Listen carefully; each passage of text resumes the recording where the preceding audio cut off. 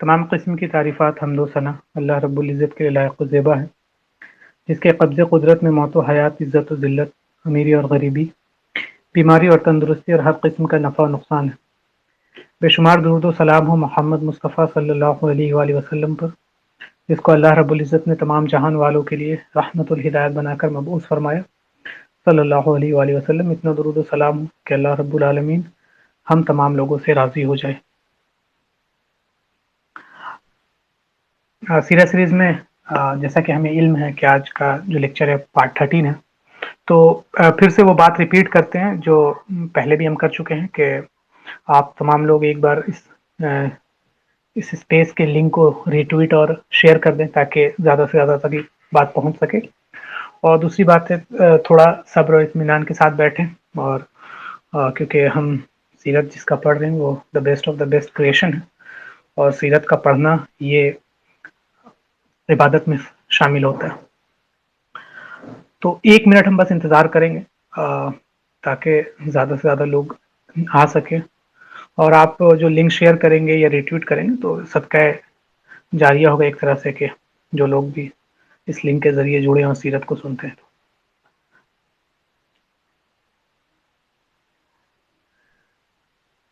ابھی تک جو ہم نے پڑھا ہے، مطلب ابھی تک ہم نے نبی اکرم صلی اللہ علیہ وسلم کی جو زندگی ہے اس میں ان کا جو ینگ ایج ہے وہ دیکھا، پھر آپ صلی اللہ علیہ وسلم کا جو پہلا پروفیشن تھا جس میں آپ نے شیفرڈنگ کا کام کیا ہے، اور پھر ہم نے یہ دیکھا کہ شیفرڈنگ کے کام سے کیا کیا لیسنس ڈیرائیو ہوتے ہیں، کیوں، اس کی وجہ یہ تھی کہ آپ صلی اللہ علیہ وسلم کی ایک حدیث ہے کہ جتنے بھی رسول گزرے، جتنے بھی انبیاء گزرے ہیں، جتنے بھی پروفٹ گزرے ہیں اس سے پہلے، ان تمام نے جو ہے ایز اے شیفرڈنگ کا کام کیا ہے، شیفرڈس رہے، اور خاص کر کے مطلب جو شیفرڈس رہے وہ شیپ اور گوٹ مطلب بکری اور بھیڑ کے۔ تو ہم نے دیکھا اس کے پیچھے کے لیسنس کیا ہے، کیونکہ جب سب انبیاء کو اللہ نے یہ پروفیشن دیا ہے، ہر انبیاء جب اس پروفیشن سے گزرے ہیں تو ضرور کوئی عام کام تو نہیں ہوگا بلکہ یہ بہت خاص کام ہوگا، ہم اسے عام سمجھنے ایک الگ بات ہے۔ تو ہم نے دیکھا اس میں لیسنس جو ڈیرائیو کرتے ہیں ایز اے کہ ایک رسپانسبلٹی آتی ہے، کس طرح سے آپ رسپانسبل ہوتے ہیں، اکاؤنٹیبل ہوتے ہیں۔ اس کے بعد آپ کے اندر ایک صبر کا، پیشنس کا مادہ ہوتا ہے، آپ جب گریزنگ کے لیے لے جاتے ہیں اپنی بھیڑ بکریوں کو، تو آپ کو پروفٹس کو، امت کو لیڈ کرنا ہوتا ہے، تو بہت صبر کی ضرورت ہوتی ہے۔ ایسا نہیں ہوتا کہ ایک دن میں دعوت عام ہو جاتی، بلکہ ایک وقت لگتا ہے، جیسا ہم نے دیکھا نوح علیہ السلام کے کیس میں 950 ایئرس دعوت لگا، اور صرف مشکل سے 40 سے 50 لوگوں کے قریب جو ہے وہ اسلام میں داخل ہو۔ پھر حضرت موسیٰ علیہ السلام کے ہم نے اس میں دیکھا واقعے میں کہ کس طرح سے ان کی قوم پریشان کر رہی ہے۔ پھر ہم نے دیکھا کہ ایک پروٹیکشن کا بھی لیسن ڈیرائیو کرتے ہیں، پروٹیکشن کس طرح سے اپنے قوم کو، جس طرح ایک شیفرڈ اپنے فلاک کو پروٹیکٹ کرتا ہے اور اس کو باہر، داخلی اور جو انٹرنل اور ایکسٹرنل دونوں طرح کے جو خطرات ہوتے ہیں اس سے بچاتا ہے، اس سے ایک طرح سے کہہ سکتے ہیں خبردار کرتا ہے، اس طرح سے انبیاء بھی کیا ہوتے ہیں کہ اپنے قوم کے لوگوں کو ہر طرح کے خطرات، اور سب سے بڑا جو خطرہ ہے وہ ہے جہنم کی آگ ہے، جو اس سے بچاتے ہیں۔ پھر ہم نے اس کے بعد دیکھا تھا کہ اس کا لیسن جو ڈیرائیو ہوتا ہے کلیئر ویژن، جو جس طرح سے جو شیفرڈنگ ہوتا ہے، شیفرڈ ہوتا ہے، اس کے لیے کلیئر ویژن کا ہونا بہت ضروری ہوتا ہے، اور وہ اس سے کلیئر ویژن رکھتا ہے، کیونکہ اگر ذرا سا نظر چوکا کوئی بیسٹ آ کے یا کوئی جانور آ کے کیا ہوگا، اس کو اٹھا کے لے جائے گا۔ اور اس کے بعد سمپلسٹی، جو شیفرڈس ہوتے ہیں، جو شیفرڈ کا کام کرتے ہیں، وہ سمپل لائف جیتے ہیں، نہ کہ کوئی بہت لگژری لائف۔ تو کیونکہ جو پروفٹ ہوتے ہیں ان کو ہر طرح کے حالات سے گزرنا پڑتا ہے، اپنے قوم کو لے کے یہاں سے کبھی وہاں جانا ہوتا ہے، جہاد ہے، ہر کچھ ہے۔ تو سمپلسٹی کا ایک لیسن ڈرائیو ہوتا ہے، اور ایک ہے closeness to the creation of Allah, Allah کے کریشن کے ساتھ کلوزنس، نیچر کے ساتھ کلوزنس۔ تو جتنا زیادہ ہم نیچر کے ساتھ کلوز ہوتے ہیں اتنا زیادہ اللہ کے گریٹنس کو ہم اپنی آنکھوں سے دیکھتے ہیں، اتنا زیادہ ہم پھر اللہ کی تعریف اور اللہ کا ذکر اور اذکار، اور ہمارے دل میں اللہ کی جو اللہ کے اسماء و صفات ہے اس کے تعلق سے ایک محبت اور اس کی ایک بڑائی ہمارے ذہن میں آتی ہے۔ اس کے بعد اسپیشلی ہم نے دیکھا کیوں اسپیسیفکلی شیفرڈس آف شپ، صرف شپ اور گوٹ کے ہی کیوں، مطلب اور بھی کیوں نہیں، گائے کا کیوں نہیں، یا کیمل کا کیوں نہیں۔ تو پھر ہم نے دیکھا کہ جو انسان جس معاشرے میں رہتا ہے، جس انوائرمنٹ میں وہ کام کرتا ہے، وہ ورک انوائرمنٹ اس انسان کو بہت افیکٹ کرتا ہے۔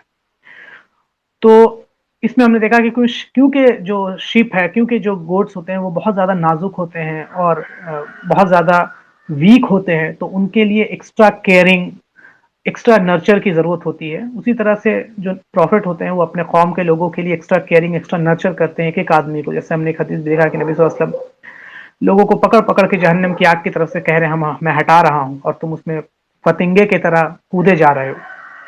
तो हमने इसको फिर दुनियावी पर्सपेक्टिव से भी देखा कि अगर एक टीचर है और जिंदगी भर वो टीचिंग करता है तो उसके अंदर एक टीचिंग की उसकी कैरेक्टरिस्टिक में एक चीज समा जाती है कि वो हर जगह फिर सलाह मशवरा देता है, हर जगह फादरली बिहेव करता है।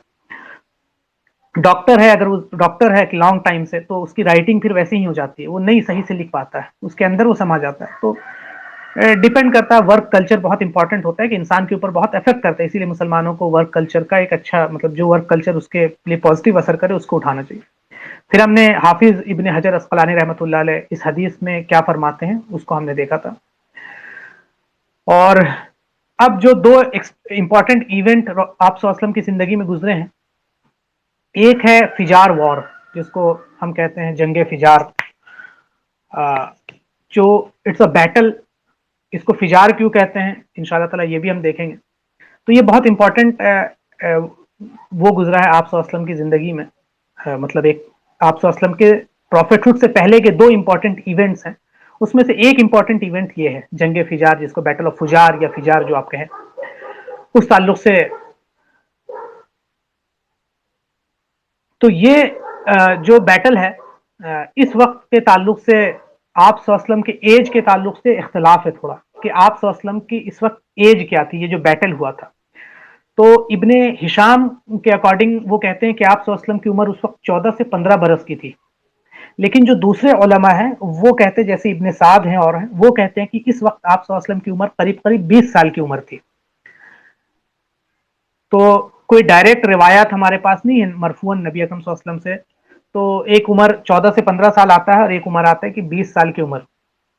और क्योंकि जैसा हमने पहले भी देखा कि अरब के अंदर कोई वैसी एक रिवायत नहीं थी कि वो डेट कीपिंग का मामला करे, कि एक पर्टिकुलर डेट को और एक एग्जैक्ट डेट कीपिंग का मामला उनके अंदर नहीं था ना, वो उसमें एक्सेलेंट भी नहीं थे।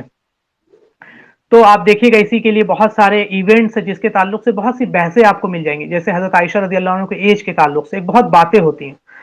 तो इसलिए इससे पता चलता है कि उनके अंदर कोई डेट कीपिंग का कोई ऐसा एविडेंट के तौर पे नहीं था। वो किसी इंपॉर्टेंट इवेंट से जोड़ते थे चीजों को, जैसे आम फील मतलब एलिफेंट वाला साल, तो उस हिसाब से फिर जोड़ते थे कि आम फील के आसपास कितने, ऐसे इस तरह से, मतलब कोई एग्जैक्ट जो डेट कीपिंग इस वो नहीं है। कई ये इब्ने हिशाम में ये जो रिवायत है ये सनद के साथ साबित नहीं है, लेकिन कई अलग जगह ये से सपोर्टेड है ये रिवायत। और इस रिवायत के ताल्लुक से हर्बुल फुजार, हर्ब का मतलब होता है वॉर या जंगे फुजार आप कह सकते हैं, ये इसको कहते हैं it's a war of disobedience. और ये आप सल्लल्लाहु अलैहि वसल्लम के प्रॉफिटहुड से पहले हुआ था। इसको वॉर ऑफ फुजार इसलिए कहते हैं क्योंकि ये एक हराम महीने में हुआ था। हराम महीना, चार हराम महीना हुर्मत वाले महीने जिसको होली मंथ्स कहते हैं इस्लाम में, मुहर्रम, रजब, दुल्कादा और दुल्हिज्जा। दुल्हिज्जा, मुहर्रम, रजब, दुल्कादा और दुल्हिज्जा ये हराम महीने, ये हज के महीने थे इसमें, और एक रजब बाद का महीना। तो इसको हराम महीना कहते थे। इसमें अरब जो थे कुरैश, वो वॉर नहीं करते थे, वॉर को इनिशिएट नहीं करते थे, वो इसको हराम समझते थे। इस्लाम ने इसको भी बरकरार रखा है, लेकिन वो इसको नहीं समझते थे। वो कहते थे कि इस महीने में हुर्मत वाला महीना है और ये इब्राहिम अलैहिस्सलाम से चला आ रहा है, और वो उनके अंदर थोड़ी सी काबा की अहमियत थी, वो तवाफ करते थे, उनके अंदर नमाज का कुछ ना कुछ तरीका बाकी था थोड़ा बहुत। तो इस पर्टिकुलर में कि इसमें 3-4 बैटल हुआ है इसमें। हाँ, इसका जो रिकॉर्ड है कि ये जो जंग हुई थी ये बनु किनाना और बनु हवाजिन के बीच में हुई थी। दो ट्राइब है, एक बनु किनाना और एक बनु हवाजिन। ठीक है, कुरैश जो था वो अलाई था बनु किनाना का। अलाइशिप जाते हैं कि पहले जमाने में ट्राइब, जैसे अभी भी आप देखें कि अलाइशिप होता है कि जब दो कंट्रीज, वर्ल्ड वॉर वन आप जब देखेंगे, वर्ल्ड वॉर टू देखेंगे, तो कोई दो कंट्री पहले लड़ती है, फिर वो उसका अलाई होता है, वो उसका अलाई होता है, तो अलाई फिर आता है मैदान में। तो ये बनु हवाजिन और बनु किनाना के बीच में लड़ाई है, और कुरैश जो है वो बनु किनाना का कह सकते हैं अलाई है। इस जंग का जो सबब है, मतलब रीजन ऑफ दिस वॉर है, वो ये है कि یہ بنا کہ نعمان بن منذر ایک تجارتی قافلہ، ایک کیراون لے کے، اوقاز بہت بڑا ایک مارکیٹ لگتا تھا عرب میں، جو کہہ سکتے ہیں کہ ایک اوقاز کا مارکیٹ ہے، اس کی طرف جا رہے تھے. تو بنو حوازن کے جو سردار تھا عروہ، اس نے کیا کیا کہ اس قافلے کو مطلب اوقاز کی منڈی تک پہنچنے کے لیے پناہ دی کہ میں تمہیں پناہ دیتا ہوں کہ ٹھیک ہے، تم میرے پروٹیکشن میں وہاں تک جاؤ گے. اور بنو کنانہ چاہتے تھے کہ اس قافلے کو لوٹ لے. بنو کنانہ اس پر حملہ کرنا چاہتے تھے اور بنو حوازن اس کو پروٹیکٹ کیے ہوئے تھے. تو بنو کنانہ کا ایک سردار تھا براز بن قیس، نے عروہ سے کہا کہ کیا تم بنو کنانہ کے مقابلے میں اس قافلے کو پناہ دو گے؟ مطلب کہ ہم اس کو لوٹنا چاہتے ہیں تو تم ہمارے اگینسٹ جا کے تم اس کو پناہ دو گے، مطلب ایک طرح سے. تو اس نے کہا کہ ہاں.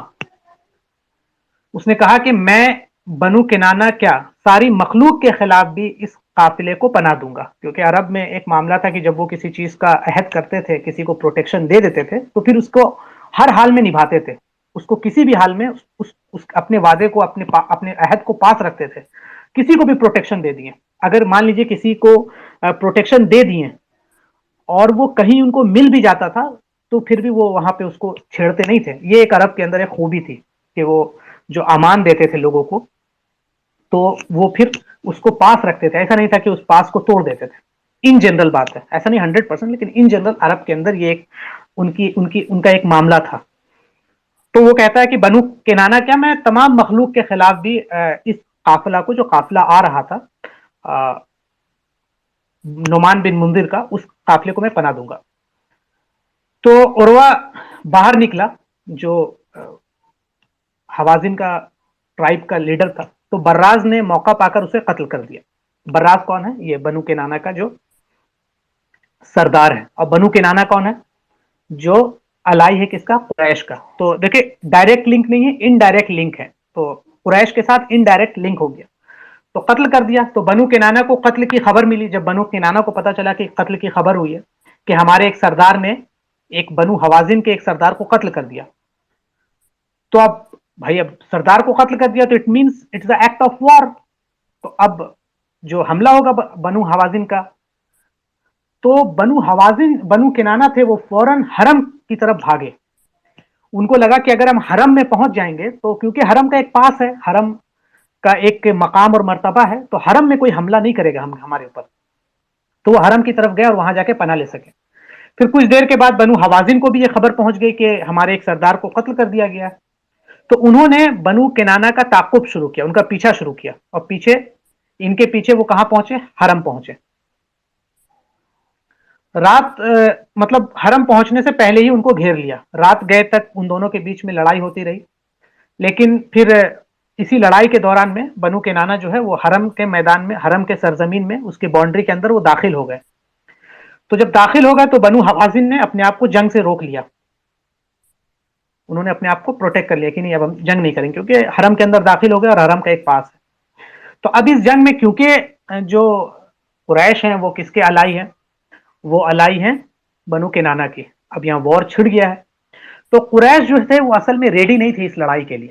قریش اس بنو کنانہ کا ہی ایک حصہ تھے، لیکن قریش ریڈی نہیں تھی اس لڑائی کے لیے. وہ نہیں چاہتے تھے اس لڑائی کو لڑنا. لیکن جب طائف کے لوگ اور دوسرے قبیلے کے لوگ آج دوڑے اٹیک کرنے کے لیے، اور پھر بنو کنانہ قریش کو کعبے میں ریفیوج لینا پڑا اور وہ یہاں پہ اٹیک نہیں کیے، تو انہوں نے ایک نوٹس پیریڈ دیا کہ آپ اتنا ٹائم آپ کو دیا جا رہا ہے، آپ اس بیٹل کے لیے پریپیئر ہو جائیں.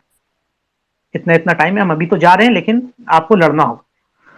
تو نہ چاہتے ہوئے بھی قریش کو اس وار میں پارٹیسپیٹ کرنا پڑا. نہ چاہتے ہوئے بھی قریش کو اس وار میں پارٹیسپیٹ کرنا پڑا. کیوں؟ کیونکہ وہ اس کے الائی تھے. اب ایک بات دیکھیے، قریش اس لڑائی کے لیے پریپیئر کیے، اور جب قیس جو لیڈر تھے وہ اٹیک کرنے کے لیے آئے تو وہ بھی سیکریڈ منتھ میں. سیکریڈ منتھ سے مراد جو ہم نے بتایا کہ جنگ جس کو حرام مہینہ کہتے ہیں، حرمت والے مہینے میں. تو دیکھیں جبکہ ان کے اندر ایک اصول طے تھا کہ حرمت والے مہینے میں ہم لڑائی نہیں کریں گے، یہ ہمارے اصول ہیں، ہم نہیں لڑیں گے اس میں. لیکن دا پیپل آف جاہلیہ، جو جاہلیت کے لوگ ہوتے ہیں، انہوں نے اس کا پاس نہیں رکھا اور اٹیک کیا، کیونکہ جو اسلام کے علاوہ جتنے بھی مذاہب ہیں، اسلام کے علاوہ جتنے بھی اصول ہیں، ان کا کوئی اصول نہیں ہوتا، وہ اپنے پرنسپل کو کیئر نہیں کرتے، وہ یہ کیئر کرتے ہیں کہ ان کے لوگ کیا چاہتے ہیں۔ اسلام پرنسپل کو کیئر کرتا ہے، لوگ کیا چاہتے ہیں اسلام اس پہ نہیں جاتا ہے۔ اسلام میں اصول جو ہے وہ ہے، اب چاہے وہ اصول کوئی prominent member of ruling family کر دے یا پرومیننٹ اسکالر کر دے، ڈزنٹ میٹر، لیکن اگر کسی نے غلطی کی ہے تو اس کو سزا ملے گی۔ جیسے آپ صلی اللہ علیہ وسلم کی ایک روایت ہے جس میں آپ نے کہا کہ اگر فاطمہ بنت محمد بھی اگر چوری کرے تو اس کا بھی ہاتھ کاٹا جائے گا۔ یہ نہیں ہے کہ پروفٹ کی بیٹی ہے تو اگر ایسا معاملہ ہو تو ان کو کوئی سزا کم ہوگا، نہیں، اسلام میں اصول مقدم رکھتا ہے، انسان مقدم نہیں رکھتے ہیں۔ اگر سزا ہے تو سب کے لیے سیم سزا ہے، لیکن جاہلیت میں اور غیر اسلام میں کیا ہوتا ہے کہ ان کے ہاں اصول کا کوئی معاملہ نہیں ہوتا ہے، جب دل کے اصول توڑ دیا، جب دل کیا، کسی کے لیے غریبوں کے لیے اصول ہے، امیروں کے لیے اصول نہیں ہے۔ آج بھی آپ دیکھیں جس طرح سے جو نظام چل رہا ہے، اس میں آپ دیکھیے گا کہ امیروں کے لیے الگ قانون ہے اور غریبوں کے لیے الگ قانون ہے۔ امیر کے لیے بہت چھوٹ ہے، لیکن اگر غریب کرے تو اس کے لیے بہت سخت پکڑ ہے۔ تو یہ چیزیں جاہلیت میں بہت زیادہ ہے کہ آپ کو دکھے گا کہ ان کے لیے اصول معنی نہیں رکھتا ہے۔ تو ان کا اصول بنایا ہوا ہے کہ وہ جاہلیت کے مہینے میں نہیں لڑیں گے، لیکن اس کے باوجود بھی وہ جاہلیت کے مہینے میں کیا وہ اپنے ویمس اینڈ ڈیزائرز کے بیسس پہ کیا کرتے ہیں، وہ اپنے توڑ دیتے، جب من کیا توڑ دیا۔ تو یہ جو بیٹل شروع ہوئی تھی، اور جو کریکٹ ہے وہ اس سے یہ بات سمجھ میں آتی ہے کہ ایک دن میں یہ بیٹل ختم ہوئی، صبح مارننگ میں شروع ہوئی، قریش اس وقت ہار رہے تھے، اور اس وقت حرب ابن امیہ وہ قریش کا لیڈر تھا، اور نبی اکرم صلی اللہ علیہ وسلم اس وار میں خود پارٹیسپیٹ کیے۔ ہم کیوں پڑھ رہے ہیں اس وار کو؟ کیا ہمارا مقصد ہے؟ ہمارا مقصد یہ ہے کہ یہ ایک ایونٹ ہے جو پروفٹ صلی اللہ علیہ وسلم کے پروفٹ ہوڈ سے پہلے واقع پیش آیا، اور نبی اکرم صلی اللہ علیہ وسلم اس میں خود پارٹیسپیٹ کیا۔ نبی صلی اللہ علیہ وسلم اپنے چچا کے ساتھ، جتنے بھی ان کے انکل تھے ان کے ساتھ، کیونکہ آپ صلی اللہ علیہ وسلم کو حکم دیا ان کے چچا نے، اس سے پتہ چلتا ہے کہ آپ صلی اللہ علیہ وسلم اس وقت انڈیپینڈنٹ نہیں تھے۔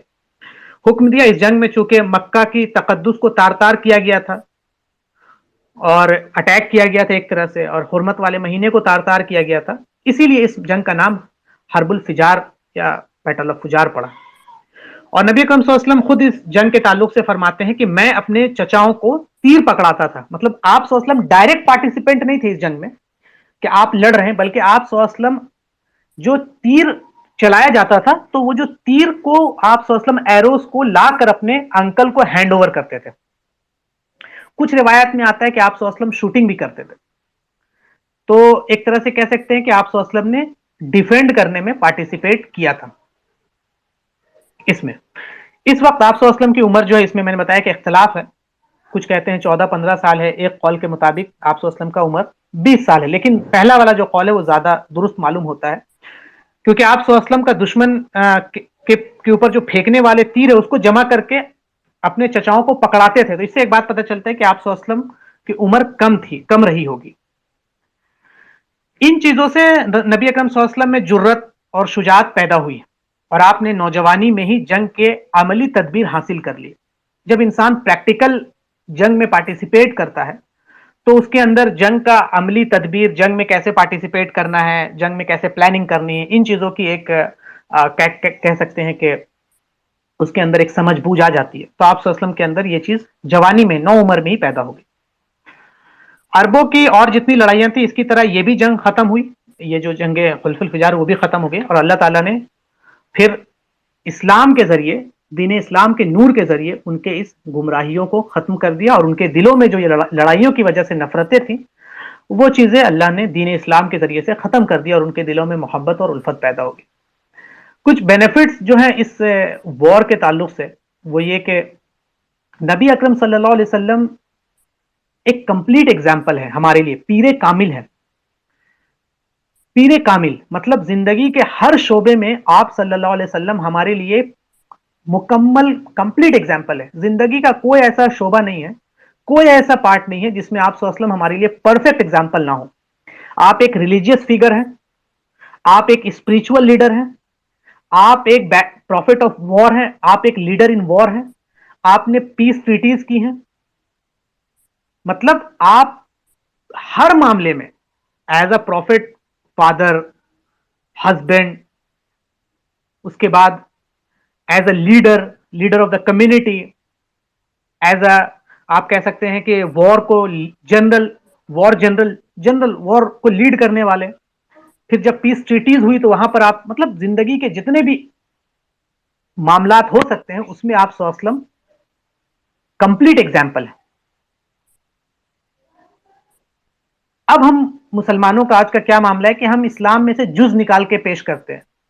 آپ دیکھیں کہ جب نبی اکرم صلی اللہ علیہ وسلم کی بات ہوتی ہے تو ایک طبقہ نبی اکرم صلی اللہ علیہ وسلم کے صرف کمپیشنیٹ کو ٹریڈ چلاتا ہے کہ کمپیشنیٹ پروفٹ. نبی اکرم صلی اللہ علیہ وسلم کے ان پہلوؤں کو چھوڑ دیتا ہے, صرف اس پہلو کو, کہ تاکہ لوگوں کے اندر یہ ثابت کیا جا سکے کہ آپ صلی اللہ علیہ وسلم رحمت کے لیے بھیجے گئے تھے. آپ صلی اللہ علیہ وسلم بالکل رحمت کے لیے بھیجے گئے ہیں کہ آپ تمام امت کے لیے رحمت اس طرح سے ہیں کہ آپ ان کے لیے ہدایت کا شمع لے کے آئے ہیں, اور کفار کے لیے کہ کفار کو آپ نے وقت دیا ہے.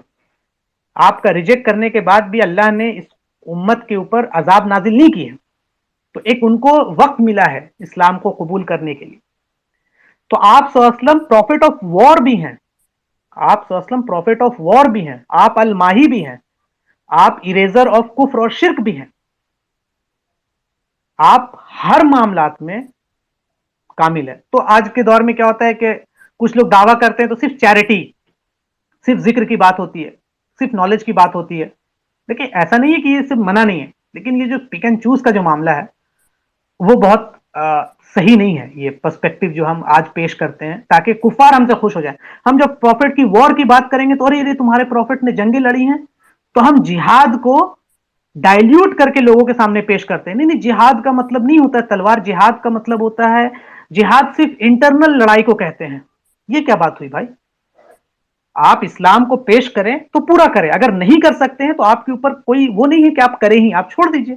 آپ کو کس نے دیا؟ لیکن یہ پک اینڈ چوز کا معاملہ, یہ واٹر ڈاؤن کر کے دین کو پیش کرنے کا معاملہ, یہ دین کو بہت ہی ملائم اور نرم انداز میں پیش کرنے کا معاملہ, یہ صحیح نہیں ہے. یہ قرآن و سنت کا جو طریقہ ہے جو وہ صحیح نہیں ہے. بلکہ آپ صلی اللہ علیہ وسلم کے بارے میں اگر جب بات ہو تو کہا جائے کہ آپ صلی اللہ علیہ وسلم زندگی کے ہر شعبے میں آپ ہمارے لیے ایگزامپل ہیں, آپ پرفیکٹ ایگزامپل ہے, آپ ہمارے لیے پیر کامل ہے ہر معاملات میں.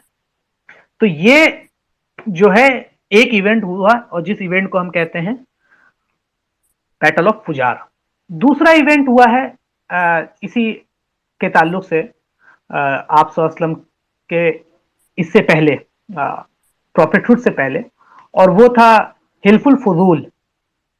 حلف الفضول یہ ایک امپورٹنٹ ایونٹ ہے جو ارلی ایئرس آف رسول اللہ علیہ وسلم سے ہوا. یہ ایک پیکٹ تھا, پیکٹ کا مطلب ایک سمجھوتا تھا جس کو حلف الفضول کے نام سے جانتے ہیں.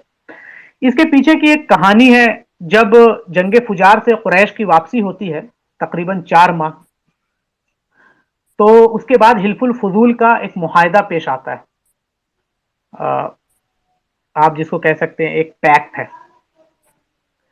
اس کی وجہ رہتی ہے, اس کے پیچھے کے ایک ریزن رہتا ہے کہ ایک آدمی ہوتا ہے زابد یمن کا, وہ مکہ میں بزنس کرنے کے لیے آتا ہے. تو العاص بن وائل ایک آدمی ہے قریش کا, وہ اس سے سامان خریدتا ہے, اس سے سامان وہ خرید دیتا ہے اور کہتا ہے کہ میں تمہیں پے کروں گا, اور جب میں اس سامان کو بیچ دوں گا تو تمہیں واپس پے کر دوں گا پیسہ. لیکن جو العاص ہوتا ہے وہ کچھ وقت کے بعد اس آدمی کو پیسہ پے کرنے سے منع کر دیتا, بولتا ہے کہ میں تمہیں پے نہیں کروں گا. اور وہ اس چیز کا ایڈوانٹیج لیتا ہے کہ کیونکہ یہ جو زابد ہے, جو انسان ہے, یہ یمن سے آیا ہے, یہ مکہ میں فورینر ہے, اور ہم کیونکہ مکہ کے ہیں اور ہم سردار ہیں تو میرا کوئی کچھ بگاڑ ہی نہیں سکتا ہے. اور مکہ میں ویسا کوئی نظام بھی قائم نہیں تھا کہ کسی کے رائٹس کی پروٹیکشن کی بات ہو. تو اس نے سیدھا اس کو کہہ دیا کہ میں تمہیں پیسہ نہیں دے رہا, تم کو جو کرنا کر لو, میں تمہیں نہیں دوں گا. اب جو ضابط تھا اس نے اس معاملے میں قریش کے جو بڑے لوگ تھے, سردار تھے, ان کے پاس چاہا کہ وہ جا کے مدد حاصل کرے, لیکن قریش کے لوگوں نے، کیونکہ الاس بن وائل کا جو مقام اور مرتبہ تھا ایک، کیونکہ سردار ہے، تو کون چاہے گا کسی فورینر کے لیے کسی سردار کے ساتھ دشمنی مول لے؟ کوئی نہیں چاہے گا، آج کے زمانے میں بھی یہاں کوئی نہیں چاہتا ہے کہ کسی فورینر کے لیے یا کسی عام انسان کے لیے کسی بڑے لوگوں سے آپ پنگا لے لیں، نہیں چاہتا ہے، تو کسی نے بھی منع کرنے سے سب نے انکار کیا۔ تو زبیدی نے پھر کعبے کے پاس کھڑے ہو کر کعبے کے پاس کھڑے ہو کر اس نے لوگوں کو آواز دی، پبلک پلیس مکہ کا کعبہ کے پاس لوگوں کو کھڑا کیا اور قریش کے لوگوں کو آواز دی، کہا کہ میں، اے آل فہر، اے قریشیوں، اس مظلوم کی مدد کرو، میں مظلوم ہوں، میں ستایا گیا ہوں، میں اپریسڈ ہوں تمہاری زمین پر، جس کا تجارتی مال وادی مکہ میں چھین لیا گیا ہے۔ میں تجارت کرنے کے لیے یمن سے تمہارے پاس آیا تھا، لیکن میرا تجارتی مال وادی مکہ میں چھین لیا گیا ہے۔ وہ یہاں اپنے گھر بار، خاندان اور اپنے انصار، اپنے دوست اور مددگار سب سے بہت دور ہے، آؤ اور اس کی مدد کرو۔ وہ جو مظلوم ہے، وہ یہ بات پوئٹری میں، اشعار، کیونکہ عرب میں، جیسے ہم نے پہلے بھی بات کی ہے فرسٹ اور سیکنڈ لیکچر میں، کہ عرب میں پوئٹری کا بہت شوق تھا، پوئٹری ان کے لیے ایک آبسیشن تھی، تو اشعار میں ہی وہ یہ لوگوں کے سامنے بات کر کے سنا رہا ہے کہ یہ جو مظلوم ہے جس کے اوپر ظلم کیا گیا ہے، وہ بہت برے حال میں ہے، احرام کی حالت میں ہے، اور ابھی اس نے عمرہ بھی نہیں کیا ہے، ابھی اس نے عمرہ تک نہیں کیا ہے۔ اے لوگو، حجر اسود اور حتیم کے مابین بیت اللہ کے پاس بانو، تو ان کو، ان کے قریش کا مقام یاد دلا رہا ہے کہ دیکھو، تم تو اپنے آپ کو حجر اسود اور حتیم اور بیت اللہ کا پروٹیکٹر کہتے ہو، تم اپنے آپ کو تو کہتے ہو کہ تم لوگوں کے حاجیوں کی خدمت کرنے والے ہو، تو ان کو ایک طرح سے یہ آپ سمجھے کہ ایک اپیلنگ ہوتی ہے، جب کوئی اپیل کرتا ہے نا تو سامنے والے کی تھوڑی بڑائی بھی کرتا ہے تاکہ بات اثر کرے۔ اس مظلوم کی مدد کرو، عزت اور حرمت اس انسان کی ہے جس کے کام اچھے ہیں۔ پھر وہ یاد دلا رہا ہے کہ عزت کس کی ہے؟ اس کی ہے جو اچھے کام کیے، اور غدار اور بدکار انسان کی چادر کی کوئی عزت اور حرمت نہیں ہے جس نے میرا مال چھینا ہے۔ تو یہ اشعار جب پڑھا گیا، اس نے پڑھا ہے، بہت ایموشنل ورڈز میں پڑھے ہیں، تو پھر وہاں پر یہ اشعار کو سن کر زبیر بن عبد المطلب وہ اٹھے، اور اٹھنے کے بعد کہیں کہ دیکھیں، بات تو اس نے صحیح کی ہے، یہ مکہ ہے اور یہاں پر کسی کو اپریس کیا گیا ہے، تو یہ معاملہ ہم ایسے نہیں چھوڑیں گے، مطلب ہم اس کو سپورٹ کریں گے، ہم اس کو ایسے نہیں جانے دیں گے۔ اور ہم جانتے ہیں کہ نبی اکرم صلی اللہ علیہ وسلم کے خاندان کے یہ ہیں، انکل ہیں نبی اکرم صلی اللہ علیہ وسلم کے، زبیر بن عبد المطلب، وہ کہتے ہیں کہ اس معاملے کو یوں نہیں چھوڑا جائے گا۔ چنانچہ عبداللہ بن جدعان ایک سردار ہے، اس نے کھانے کا اہتمام کیا، اور اس کے گھر پر بنو ہاشم، بنو زہرا، بنو امیہ، بنو مخزوم، جتنے بڑے بڑے سردار تھے وہ سردار لوگ جمع ہوئے، اور انہوں نے حرمت والے مہینے ذوالقعدہ میں حلف اٹھایا۔ کون سا مہینہ چل رہا ہے؟ یہ ذوالقعدہ، اس میں حلف اٹھایا اور ایک معاہدہ کیا کہ واللہ، ہم ظالم کے خلاف اور مظلوم کے ساتھ ایک ہاتھ کی طرح متحد ہوں گے، ہمارے جو بھی ڈیفرنسز ہیں، ہم جتنے بھی اپنے ایک دوسرے سے ڈیفرنس کرتے ہیں، تو ہم سب لوگ کیا ہوں گے کہ ظالم کے خلاف اور مظلوم کے حق میں کھڑے ہوں گے۔ یہ ایک پیکٹ ہوا وہاں پہ، جب تک سمندر میں ایک قطرہ پانی ہوگا اور جب تک ہیرا کی پہاڑ اپنی جگہ پہ قائم ہوگی، یہ معاہدہ برقرار رہے گا۔ تو انہوں نے ایک پیکٹ کیا کہ جب تک سمندر میں، مطلب کہ ہمیش ہمیش یہ معاہدہ برقرار رہے۔ اور جس کے گھر میں یہ پیکٹ ہوا تھا، عبداللہ ابن جدعان، وہ ایک سمبولک فگر تھا وہاں پہ، کیونکہ وہ بہت جنرس آدمی تھا، بہت کائنڈ تھا، اور وہ آدمی ہمیشہ لوگوں کے حق کے لیے کھڑے ہوتا تھا، تو اس لیے اس کو آنر دینے کے لیے یہ ایگریمنٹ، یہ میٹ ان کے گھر میں طے پایا گیا۔ اور نبی اکرم صلی اللہ علیہ وسلم کی عمر اس وقت ینگ بوائے تھی، جیسے ہم نے بتایا 14-15 سال، تو 16 سال کے قریب تھی، لیکن نبی صلی اللہ علیہ وسلم کہتے ہیں کہ میرے انکل نے بھی وہاں مجھے لے گئے، مطلب آپ صلی اللہ علیہ وسلم کو بھی وہاں لے جایا گیا، آپ صلی اللہ علیہ وسلم بھی اس میٹنگ میں شامل تھے۔ پھر یہ بات کیا گیا کہ ہم جتنے بھی لوگ ہیں یہاں پہ، اوپریس جو بھی لوگ ہوگا اس کے رائٹ کو پروٹیکٹ کریں گے۔ یہ پروفیٹ ہوڈ سے پہلے ہے، اور یہ جو پیکٹ ہے یہ مشرکین مکہ کے بیچ میں ہو رہا ہے، مطلب اس میں کوئی مسلمان نہیں، مطلب مسلمانوں کے بیچ کا نہیں ہے، یہ پروفیٹ ہوڈ سے پہلے کا ہے۔ تو نبی اکرم صلی اللہ علیہ وسلم کہہ رہے ہیں کہ میں وٹنس ہوں عبداللہ ابن جدعان کے گھر میں یہ جو پیکٹ ہوا ہے، یہ جو پیکٹ ہوا ہے میں اس کا وٹنس ہوں،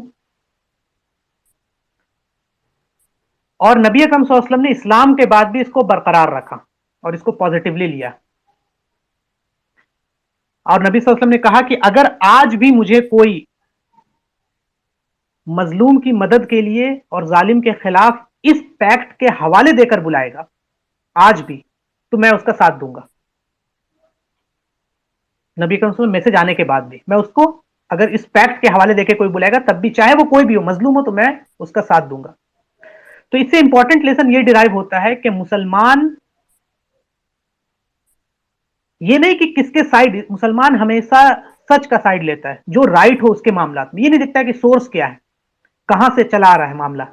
مسلمان ہمیشہ ہیومن رائٹ کے خلاف، ہیومن رائٹس کے سپورٹ میں کھڑا ہوتا ہے، ہمیشہ آپریشن کے خلاف کھڑا ہوتا ہے، ہمیشہ مددگار کے خلاف ساتھ کھڑا ہوتا ہے، وہ چاہے کسی بھی ریلیجیس بیک گراؤنڈ سے تعلق رکھتا ہو، جو بھی صحیح ہے، حقدار ہے، مسلمان ہمیشہ اس کے ساتھ کھڑا ہوتا ہے۔ As a Muslim we have to stand for what is right, جو صحیح ہے ہم اس کے ساتھ کھڑے ہوں گے، اور نبی اکرم صلی اللہ علیہ وسلم نے یہی پوائنٹ یہاں پہ بیان کیا کہ اگر آج بھی کوئی اس حلف کا، اس پیکٹ کا حوالہ دے کے مجھے انوائٹ کرے گا تو میں اس کی مدد کروں گا۔ اور یہ ایک ایونٹ بھی پیش آتا ہے، وہ ایونٹ آتا ہے امیہ خلافت کے دوران، نبی اکرم صلی اللہ علیہ وسلم کے کئی مطلب ڈیکیڈز کے بعد، علی حسین بن علی جو حضرت علی رضی اللہ عنہ کے بیٹے ہیں، حسین بن علی، اور ولید ابن عتبہ بن ابو سفیان جو گورنر ہے مدینہ کا، اس کے بیچ میں ایک معاملہ پیش آتا ہے، اور جو الولید ہے وہ گورنر ہے، تو وہ اپنے پوزیشن کا ایڈوانٹیج لیتا ہے اور حضرت علی رضی اللہ عنہ کے بیٹے کا وہ کوئی پراپرٹی ہے وہ اس کو ہڑپ کرنا چاہتا ہے۔ تو حسین رضی اللہ عنہ کیا کرتے ہیں، وہ جاتے ہیں الولید کے پاس اور اس کو کہتے ہیں کہ یا تو تم مجھے میرا بلونگنگ جو ہے اس کو واپس کر دو، یا تو میں مسجد میں جاؤں گا اور لوگوں کو حلف الفضول کا حوالہ دوں گا کہ آئیں اور میرے حق میں کھڑے ہوں۔ کیا بول رہے ہیں کہ اگر تم میرا بلونگنگ واپس کر دو، نہیں تو میں جاؤں گا مسجد میں اور لوگوں کو حلف الفضول کا حوالہ دوں گا اور ان کو کہوں گا کہ میرے حق میں کھڑے ہوں۔ تو اس وقت عبداللہ ابن زبیر الولید کے ساتھ تھے، انہوں نے کہا کہ اللہ کی قسم اگر یہ کام کرے گا، اگر حسین نے یہ کام کر دیا تو میں اپنی تلوار نکال کر حسین کے ساتھ کھڑا ہوں گا جب تک حسین کو جسٹس نہیں مل جاتا ہے، اور چاہے میں مر کیوں نہ جاؤں۔ اور جب باقی لوگوں نے یہ بات سنا، عبد الرحمن بن عثمان بن عبید اور باقی صحابہ نے، تو انہوں نے سب نے یہی کہا کہ اگر حسین بن علی جا کے یہ بات کہہ دیتے ہیں مسجد میں کہ حلف الفضول کا حوالہ ہے، تو ہم سب لوگ تلوار اٹھا کے حسین بن علی کے ساتھ کھڑے ہوں گے اور تمہارے خلاف کھڑے ہوں گے۔ تو یہ ایک امپورٹنٹ ایونٹ تھا، تو الولید کو ریئلائز ہو جاتا ہے کہ یہ بہت ڈینجرس معاملہ ہے، تو اس نے جو حضرت حسین کا جو بلونگنگ ہے وہ ان کو واپس کر دیتا ہے۔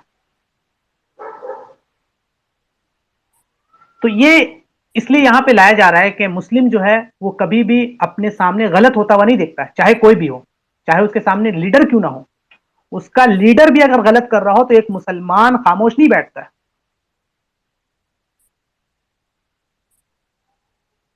دیکھیں اس کے خلاف جو لیڈر ہے اس کا پرٹیکولر لیڈر ہے، گورنر ہے الولید بن عتبہ، لیکن وہاں کے لوگوں نے یہ نہیں کہا، ان کے بھائی کو ضرورت ہوئی پروٹیکشن کی، وہ سب لوگ اس کے نیڈ میں کھڑے ہو گئے۔ تو ہمیشہ مسلمانوں کو اسٹینڈ رہنا ہے واٹ از رائٹ، چاہے سامنے کوئی بھی ہو، ڈزنٹ میٹر، سامنے آپریشن کرنے والا کوئی بہت بڑا لیڈر کیوں نہ ہو، بہت ظالم کیوں نہ ہو، لیکن مسلمان کیا ہے، حق بولے گا، یا تو خاموش رہیے، آپ چپ رہیے، اگر آپ کے اندر اللہ نے صلاحیت نہیں دی ہے تو آپ خاموش بیٹھیے، لیکن یہ ہے کہ آپ ظالم کا ساتھ نہیں دیں گے۔ ظلم روکنے کے لیے یا ظالم کا مقابلہ کرنے کے لیے مسلمان غیر مسلم کے، چاہے غیر مسلم کیوں نہ ہو، اس کو بھی سپورٹ کرے گا، کر سکتا ہے اور کرنا ہے، کیونکہ اسلام جو ہے وہ انصاف سکھاتا ہے۔ نبی اکرم صلی اللہ علیہ وسلم نے فرمایا تھا کہ مجھے یہ پسند نہیں کہ میں اس معاہدے کو چھوڑ کر اس کی جگہ سرخ اونٹ لے لوں۔ سرخ اونٹ کا ایک کانسیپٹ ہے، سرخ اونٹ سے مراد سمجھ لیجئے کہ ایک بہت عزت کی چیز، سرخ اونٹ بہت مال، بہت ایکسپینسو ہے، بہت زیادہ. تو نبی کریم صلی اللہ علیہ وسلم کہہ رہے کہ مجھے یہ نہیں پسند ہے کہ میں اس کے بدلے میں کوئی مال و دولت، کوئی پیسہ لے لوں، کوئی سرخ اونٹ لے لوں کہ اور میں اس معاہدے کو چھوڑ دوں، بلکہ نہیں. ایسے معاہدے عدل و انصاف کا حاصل ہوتا ہے، ظلم روکتا ہے. آپ صلی اللہ علیہ وسلم کا یہ فرمان بھی ہے. اگر اسلام میں بھی مجھے اس معاہدے کی طرف بلایا جائے تو میں ضرور لبیک کہوں گا، کیونکہ یہ معاہدہ ظلم کو روکتا ہے. اس لیے آپ صلی اللہ علیہ وسلم نے صاف الفاظ میں فرمایا کہ اسلام کے بعد بھی اگر کوئی مجھے اس معاہدے کی روح سے آواز دے تو میں اس کے لیے تیار رہوں گا.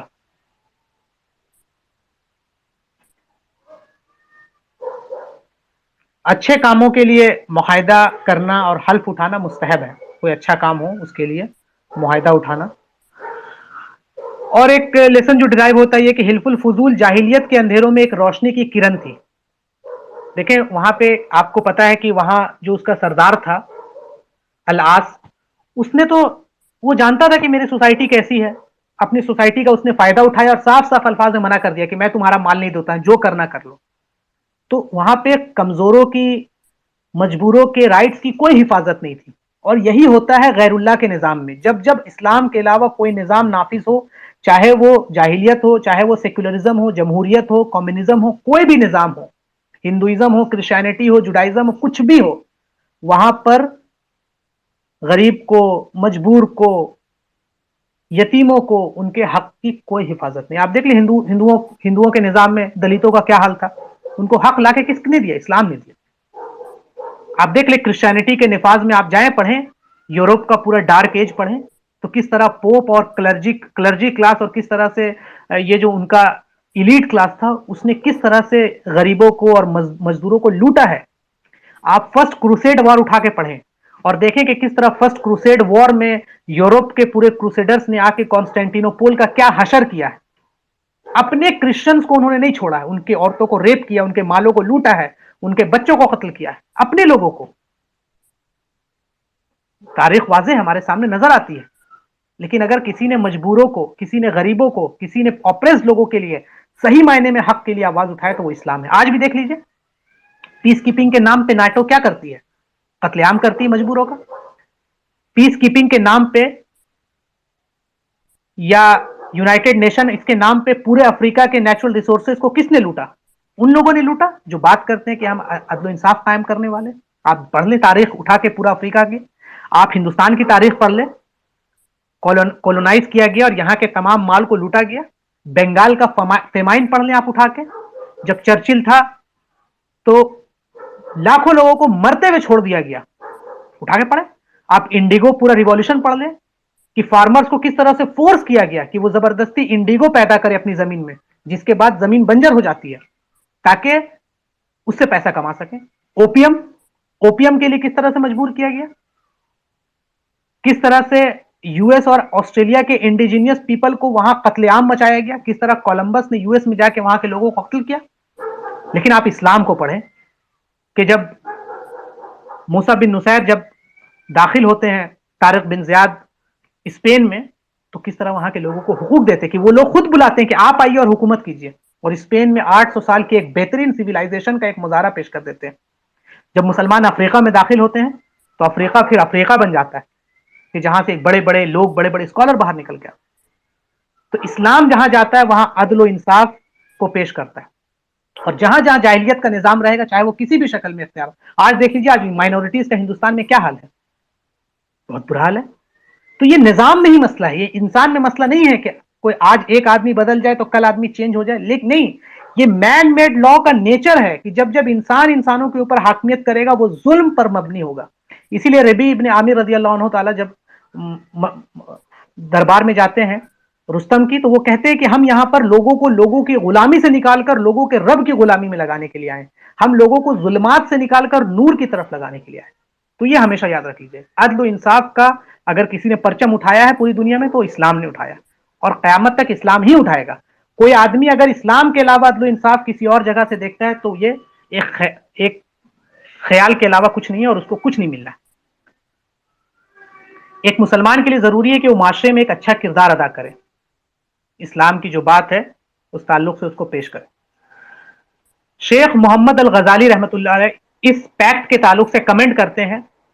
وہ فرماتے ہیں کہ یہ پیکٹ ہمیں یہ بتاتا ہے کہ آپ کا لائف کتنا ڈارک کیوں نہ ہو, کتنا ڈارک آپ کا لائف کیوں نہ ہو جائے, آپ کے اوپر کتنا آپریسو ڈکٹیٹر کیوں نہ آ جائے, لیکن اس سوسائٹی میں کچھ لوگ ایسے ہوتے ہیں جو نوبل کیریکٹرسٹک کے مالک ہوتے ہیں, جو ہمیشہ جسٹس اور بر کے لیے کھڑے ہوتے ہیں. سماج پوری طریقے سے کبھی نہیں سڑتا ہے, اس سڑے ہوئے سماج میں کچھ لوگ ہوتے ہیں جو عدل و انصاف کی بات کرتے ہیں. اور اللہ نے مسلمانوں کو کہا ہے کہ وہ کیا کریں, امر بالمعروف اور نہی عن المنکر کا کام کریں, لوگوں کو نیکی اور بر کی طرف بلائیں, لوگوں کو برائی کے کاموں میں سپورٹ نہ کرے, کوآپریٹ نہ کرے, بلکہ اچھے کے کاموں میں کوآپریٹ کرے. تو ایک مسلمان کا گروپ ہے جو کیا کرے, لوگوں کو, مسلمان کا کام ہے کیا, نیکی کے کام میں, بر کے کام میں, جہاں بھی وہ غلط دیکھے. تو اس لیے دیکھیے گا کہ مسجد زرار کا آپ نے واقعہ سنا ہوگا کہ ایک مسجد ہے جو مدینہ میں بنائی گئی تھی منافقین کی طرف سے, جہاں پر ایک نیشنلسٹک, ایک ایلیٹسٹ اسٹریٹجی ہوتی تھی کہ کس طرح سے مسلمانوں کو نقصان پہنچایا جائے. تو اس کو ختم کیا گیا, ایسی چیزوں کو. اگر مسلمان کوئی ایسا پیکٹ کرے جس میں ظلم کے خلاف کوئی مبنی ہو, ظلم کو ختم کرنے کے تعلق سے ادر فیتھ کے لوگوں کے ساتھ, تو اس میں پرمیسیبلٹی دی گئی ہے. اگر وہ ویلفیئر, اس کے لیے شرط کیا ہے کہ وہ اسلام اور مسلمان کے پریزنٹ اور فیوچر کے ویلفیئر کے لیے. یہ پیکٹ ہے, اس کا یہ مطلب کوئی اب کانسٹیٹیوشن سے نہ لے لے تو وہ ایک الگ بحث ہو جائے گی, خیر, تو اس تعلق سے کوئی نہ لے لے. تو یہ دو امپورٹنٹ ایونٹ گزرے ہیں آپ صلی اللہ علیہ وسلم کی زندگی میں, آپ صلی اللہ علیہ وسلم کے پروفٹ ہوڈ سے پہلے. ایک جس میں آپ صلی اللہ علیہ وسلم پارٹیسپیٹ کیے ہیں ایز جس میں آپ نے تیر اپنے انکلس کو دیا ہے, اور کچھ میں ہے کہ آپ نے خود بھی چلایا تاکہ آپ کے اندر شجاعت, بہادری, آپ جنگوں کو اپنی آنکھوں سے دیکھ لیں اور کیسے جنگ لڑی جاتی ہے, کیسے اس میں عملی تدبیر ہوتا ہے. اور دوسرا ایک پیکٹ ہوا تھا جس پیکٹ میں وہاں کے مکہ کے جو اپریسڈ پیپل ہے ان کے حق کے لیے لوگ وہاں پہ کھڑے ہوئے تھے, اور وہاں پہ بات کرنے کے تعلق سے, اور ویک اور نیڈی پیپل کے لیے حق میں بات کرنے کے تعلق سے. تو اس سے ایک اور بات پتہ چلتی ہے کہ عرب کے اندر کچھ گڈ کیریکٹرسٹک بھی تھی. جیسے کہا جاتا ہے کہ جاہلیہ میں عرب پوری طریقے سے خراب تھی, تو ہم نے شروعات کے بھی لیکچرز میں بات کی ہے اس کے تعلق سے کہ ایسا نہیں ہے کہ عرب کے اندر صرف برائی تھی, بہت اچھائی بھی تھی, اور جس کا فائدہ اسلام کے بعد ہمیں دیکھنے کو ملتا ہے.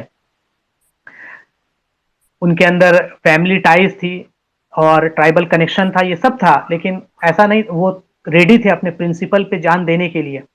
ایسے کئی لوگ تھے, اور کمزوروں کے مدد کے لیے, اور جس میں بنو ہاشم بہت پہلے پہل تھا. بنو ہاشم جو قبیلہ تھا وہ ہمیشہ ان چیزوں میں آگے آگے رہتا تھا کہ وہ لوگوں کو ان کی مدد کے تعلق سے, مزدوروں کے تعلق سے.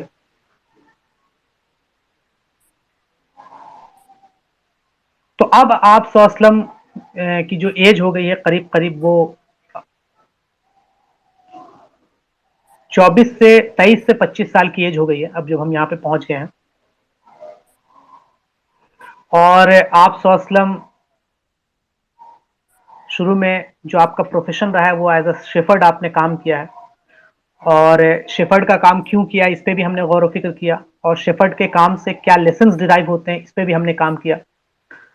آپ صلی اللہ علیہ وسلم, کیونکہ آپ صلی اللہ علیہ وسلم اخلاق کے اعلیٰ معیار پہ فائز تھے, آپ صلی اللہ علیہ وسلم یہ نہیں چاہتے تھے کہ کیونکہ آپ اپنے چچا کو اپنے آنکھوں سے دیکھ رہے تھے ان کے حال کو, آپ کے چچا ابو طالب کا جو مالی حالت تھا وہ صحیح نہیں تھا, تو آپ صلی اللہ علیہ وسلم نے ان کو مدد کرنے کے لیے, سپورٹ کرنے کے لیے آپ نے کام کیا.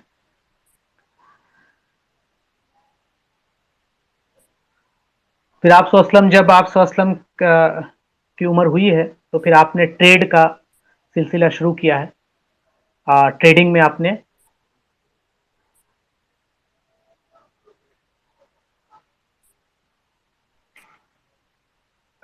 ٹریڈ کے لیے آپ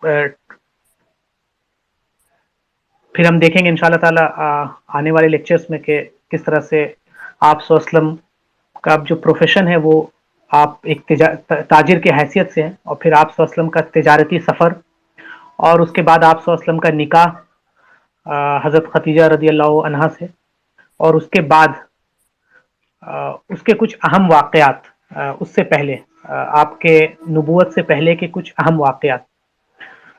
اس پہ ایک بات ہے، میں اس کو رکھ دینا چاہ رہا ہوں تھوڑا.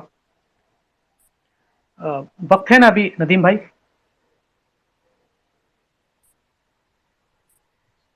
جی بھائی، آپ رکھ دیں بات، وقت ہے. جی جی، شکریہ.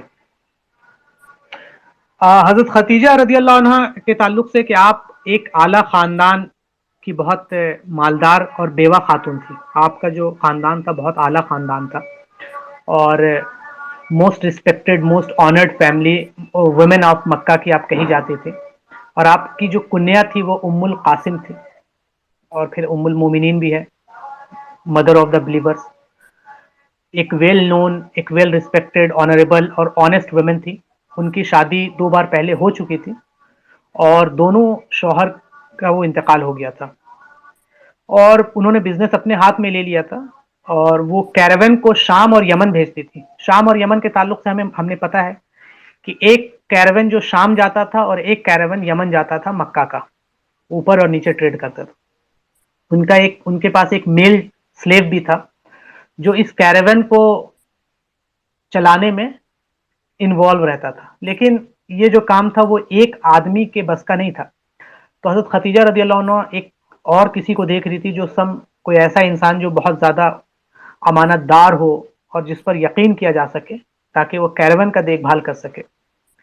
تو ابو طالب اپروچ کرتے ہیں ان کو اور بتاتے ہیں کہ میرا ایک بھتیجا ہے جن کا نام محمد ہے صلی اللہ علیہ وسلم، وہ بہت امین اور صادق اور بہت آنےسٹ ہے، اور ان کی تعریف کرتے ہیں. تو اور حضرت ختیجہ بھی نبی اکرم صلی اللہ علیہ وسلم کے ریپوٹیشن کو جانتی ہے، پورے مکہ آپ صلی اللہ علیہ وسلم کے ریپوٹیشن کو جانتے ہیں.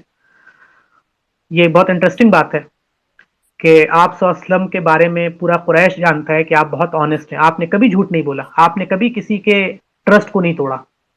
تو وہ اس بات پر ایگری کر گئی. ٹھیک ہے، انہوں نے ایک یہ طے کیا کہ ہر ٹریڈ میں 2 کیمل آپ کو دیا جائے گا. مطلب جتنے بھی ٹریڈ کے لیے آپ جائیے گا تو اس کا جو آپ کی سیلری ہوگی وہ 2 کیمل پر ٹریڈ ہوگی. لیکن ابو طالب ریفیوز کر کے اور کہا کہ نہیں، میں 4 کیمل چاہتا ہوں. تو کیا کہا کہ کیا وہ اس نے پہلے کوئی ٹریڈ کوئی کیے ہیں؟ تو لیکن وہ ایگری کر جاتی ہیں اس تعلق سے کہ ٹھیک ہے. اور ایک پیٹرن جو ہے، جو پہلے سے ہمیں پتا ہے کہ سامان لے کر اور شام میں جانا اور شام میں جا کے اس کو بیچنا، اور پھر واپس خالی ہاتھ آنا، اور پھر سامان خریدنا بیچنا. یہ تاجروں کا کام ہوتا ہے، ایک جگہ سے سامان لے کے دوسری جگہ سے بیچنا، پھر مکہ سے سامان لینا یمن بیچنا، یمن سے لانا مکہ بیچنا. یہ ایک معاملہ تھا کہ لیکن پہلے لوگ ایسا کرتے تھے کہ شام گئے، وہاں جا کے سامان بیچا اور وہاں سے پھر خالی ہاتھ آئے شام سے. تو ابن کثیر، ابن اسحاق، ابن اشام اور ذہبی، انہوں نے مینشن کیا ہے کہ نبی اکرم صلی اللہ علیہ وسلم نے ٹریڈنگ کے لیے ایک نیا پیٹرن اختیار کیا، ایک نئی اسٹریٹجی اختیار کی. اور وہ یہ تھا کہ وہ خالی ہاتھ شام جانے کو چھوڑ کے وہ مکہ سے کچھ سامان لیتے اور جا کے شام میں بیچتے، اور پھر شام سے سامان جو تھا، گڈس تھا، وہ خریدتے اور لا کے مکہ میں بیچتے. یہ ہمیں لگتا ہے بڑا آسان، مطلب کہ ارے تو بہت آسان ہے، لیکن اس زمانے میں اس طرح سے بزنس نہیں کی جاتی تھی. ہمیں یہ لگتا ہے کیونکہ ہم اس طرح کے بزنس کرتے ہیں، اس زمانے میں ایسے بزنس نہیں کیے جاتے تھے، کامن نہیں تھا. تو میسرہ جو پروفٹ صلی اللہ علیہ وسلم، وہ غلام تھا حضرت ختیجہ ان کے ساتھ جاتے ہیں. تو انہوں نے جب یہ اسٹرینج دیکھا، بہت اسٹرینج چیز اس نے نبی اکرم صلی اللہ علیہ وسلم کے ساتھ دیکھا کہ جب بھی ہم چلچلاتی ہوئی دھوپ میں جاتے ہیں تو ہم یہ دیکھتے ہیں کہ ایک سایہ ہمیں کور کیا رہتا ہے، ہمیشہ ایک سایہ کور کیا رہتا ہے. بہت اسٹرینج چیز اس نے دیکھا کہ ہم نے دیکھا کہ نبی اکرم صلی اللہ علیہ وسلم کے تعلق سے بہت ہمیشہ ایک سایہ کور کیا رہتا ہے ان کے اوپر ہمیشہ. دوسرا، وہ سلیوز کو، جو غلام ہوتے ہیں، ان کو بہت اچھے سے ٹریٹ کرتے ہیں، جو کمزور کو بہت کائنڈنس کے ساتھ ٹریٹ کرتے ہیں. اور ویری یونک تھی عرب کے اندر، یہ بہت یونک چیز تھا. عرب کے اندر غلاموں کا، کمزوروں کا کوئی حق نہیں تھا. غلام کو آپ جیسے ٹریٹ کر دیجیے، اس کو قتل کر دیجیے، کوئی آپ سے پوچھنے تک نہیں آئے گا کہ تم نے اپنے غلام کو کیوں قتل کیا. آپ اس کو جس طرح سے ماریے کوئی نہیں پوچھے گا, کسی کو کوئی مطلب نہیں ہے, عرب کا جو معاشرہ ہے. لیکن آپ صلی اللہ علیہ وسلم غلاموں سے بہت اچھے سے ٹریٹ کرتے, کمزوروں کے ساتھ بہت اچھے سے ٹریٹ کرتے, بچوں کے ساتھ بہت اچھے سے ٹریٹ کرتے. تو یہ چیز تھوڑا سا مائسرا کو تھوڑا یونیک لگا. آپ صلی اللہ علیہ وسلم ون آف دا موسٹ, کہہ سکتے ہیں کہ the most honoured people of Quraysh تھے. اور میسرا کیونکہ وہ ایک سلیو ہے, تو آپ سمجھ رہے ہیں نا کہ دا موسٹ, تمام قریش میں سب سے بہترین جو قبیل وہ ہے بنو ہاشم, اور بنو ہاشم میں بھی سب سے بیسٹ ہے کون ہے؟ نبی اکرم صلی اللہ علیہ وسلم. تو سب سے بیسٹ قبیلہ, موسٹ آنرڈ, بڑا آپ سمجھ لیتے حیثیت کے اعتبار سے, اور ایک غلام جس کی کوئی حیثیت نہیں ہے, زیرو, ان کے ساتھ آپ صلی اللہ علیہ وسلم کا بیہیویئر دیکھ کے تو وہ اس طرح کے رسپیکٹ کو ایکسپیکٹ نہیں کیا تھا نبی اکرم صلی اللہ علیہ وسلم سے. اور میسرا کیونکہ نبی اکرم صلی اللہ علیہ وسلم سے عمر میں بڑے اور بہت ایکسپیرینس تھے, تو آپ صلی اللہ علیہ وسلم ان کو بہت کائنڈنیس کے ساتھ بہیو کرتے تھے ان کے ساتھ. تو میسرا کہتے ہیں کہ یہ نبی صلی اللہ علیہ وسلم کے تعلق سے کہ یہ مجھے اس طرح سے ٹریٹ کرتے ہیں جیسے میں ان سے بہت بڑا ہوں ہر اعتبار میں. تو اب آپ جب کسی کو بھی اس طرح سے ٹریٹ کریں گے تو obviously وہ آپ کے لیے اس کے دل میں محبت آ جائے گا, obviously آ جائے گا.